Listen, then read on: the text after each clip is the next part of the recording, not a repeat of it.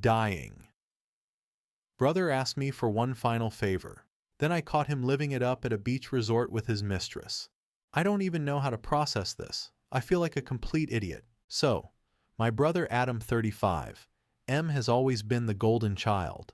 You know the type. Reddit has tons of this stories. Never had to face consequences, got away with everything, while I, his younger sister 31F, was basically the backup plan.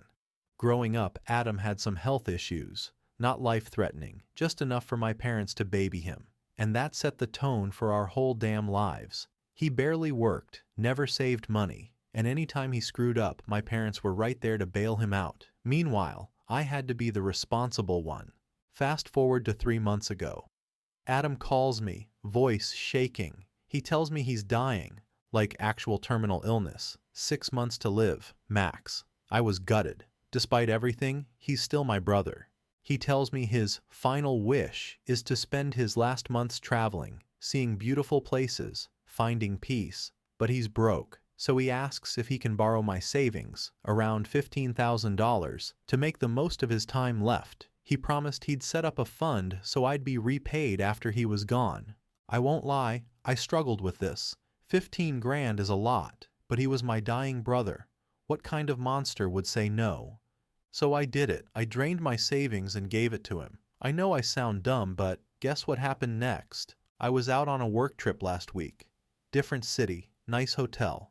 And as I'm sitting by the pool, sipping my overpriced cocktail, I see him. Adam, not sick, not frail, not finding peace, laughing his ass off in a private cabana, with a woman who is very much not his wife. At first I thought I was losing it, like no way that's him, so I got closer. It was him, living his best F-King life.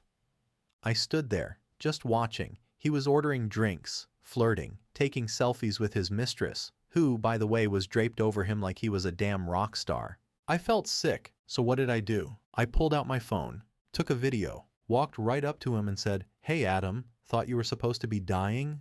This brother's face went white. He stammered something about miraculous recovery and needing to clear his head. Talking shit, so I just laughed, said, "Hope it was worth it," and walked away. Then, I sent the video to his wife exposing this prick. And now, all hell has broken loose. Adam is blowing up my phone, begging me to delete it. My parents are screaming that I ruined his life. His wife? Oh, she's divorcing his ass, which made he die and taking everything. And me? I'm out $15,000 with no idea if I'll ever get it back. So, Reddit, am I the asshole for exposing my dying brother, or did he get what he deserved? Edit. Answering your questions. And yes, this gets worse. Wow, I didn't expect this to blow up like it did. First off, thank you to everyone who told me I wasn't crazy for exposing him. I was starting to doubt myself because of my insane family, but you guys made me feel a lot better. Since a lot of people are asking the same things, I figured I'd clear some stuff up. And of course, the story doesn't stop there, because my family is completely unhinged. How did you not suspect something was off when he asked for money? I get it. Looking back, I feel stupid as hell. But here's the thing, Adam was always a manipulator, and my parents, they have always enabled it. This is the same guy who fake cried his way out of punishments as a kid while I got grounded for looking at my mom the wrong way, got caught stealing my birthday money when we were kids, and somehow convinced my parents that I must have lost it. Spoiler, they believed him. Got into massive credit card debt in his 20s, and instead of fixing it, he just moved back home while my parents paid it off. Cheated on his wife before, and guess what? My parents blamed her for not being a good enough wife. So, yeah, he's a professional liar, and my parents are his biggest fans. When he told me he was dying, he sold it, like full, "I've made peace with this" energy. He even told me he didn't want my parents to know yet because he didn't want them to worry too soon. That was the hook. He made it seem like he was coming to me because he trusted me more than them. I ate that shit up. Why did you give him $15,000? Couldn't you have just said no? Short answer, guilt. Long answer, years of conditioning. I have spent my whole life being told that Adam is more important than me. That's not me being dramatic. It's literally how I was raised. When I got accepted to my dream college, my parents refused to help with tuition because they were already paying off Adam's debt. When I was 16, I saved up to buy a used car. Adam totaled it within a week. My parents told me I was selfish for being upset because he needed it more. When I got engaged, my mom asked me if I'd consider postponing my wedding because Adam was going through a rough time and needed the attention on him instead. So, when my dying brother came to me for help, saying no felt impossible because my whole life I've been taught that my job is to sacrifice for him. I didn't want to feel like the heartless sibling who refused a dying man his last wish. Did you tell your parents before you exposed him? Ha ha ha ha ha ha. No. Because they would have buried it. If I had told them first, they would have found a way to spin it. They would have said I misunderstood, or he must have been confused when he said he was dying. They always protect him, no matter what. The second I had proof, I went straight to his wife, because she's the only person who deserved to know before the storm hit. And the best part? She had been suspicious. She told me Adam had been acting shady for months, but had used the "I'm dying" card to guilt her out of questioning him. When I sent her the video, she didn't even cry. She just said I effing knew it. What happened after you sent the video? Oh, buckle up. His wife did not play around. She kicked him out immediately, filed for divorce within days, and because everything was in her name, Adam has nothing. Oh, and my parents lost their goddamn minds. They called me screaming about how I destroyed our family, that I should have kept this private, that I'm cruel for humiliating Adam like this. I hit them with one simple question. So you're mad at me for exposing him, but not at him for lying, stealing, and cheating? Guess what? They hung up. And now, they're demanding I forgive him because family is everything. Has Adam apologized? Ha ha ha ha. Nope. He blamed me. Apparently, I overreacted and should have just talked to him first. He's claiming he was going to pay me back once he got settled. Settled where, dude? You're homeless now. His last text to me? You didn't have to ruin my life over a little money. A little money? This brother sounds mentally ill. Bro, $15,000 is not pocket change. That was my safety net, my savings, and he just spent it on vacations and side chicks. So yeah, no apology, no remorse, just full victim mode. Are you ever getting your money back? Damn right I am. Adam might think he scammed his way out of this one, but he's got another thing coming. I've already spoken to a lawyer, and I'm coming for every last cent. If he thinks I'm just going to roll over and let him get away with it, he's dumber than I thought. First, small claims court. It's going to be an absolute nightmare for him, and even if he tries to dodge it, I'm not letting it go. Second, I put him on blast. His wife's side of the family knows everything now. That cushy life he was trying to build with his mistress? Yeah, she's out the door. Apparently, she wasn't in it for the love, just the lifestyle. And now, she ghosted him the second the money dried up. Third, every family member he ever borrowed from, I made sure they know what happened. And you know what? He's already losing their support. And my parents? Still trying to pull their "but he's your brother" guilt trip. I told them, yeah, and I'm your son. But that never seemed to matter. Then I hung up. So no, he's not walking away from this. Not a chance. I'm coming for my money. And when I'm done, Adam is going to wish he was 6 feet under. Edit. A lot of you had questions about two things. 1. Why did my parents finally turn Adam away after a lifetime of enabling him? 2. Why did his mistress abandon him so quickly? So I will try to answer this too. 1. My parents finally turning Adam away. Why now?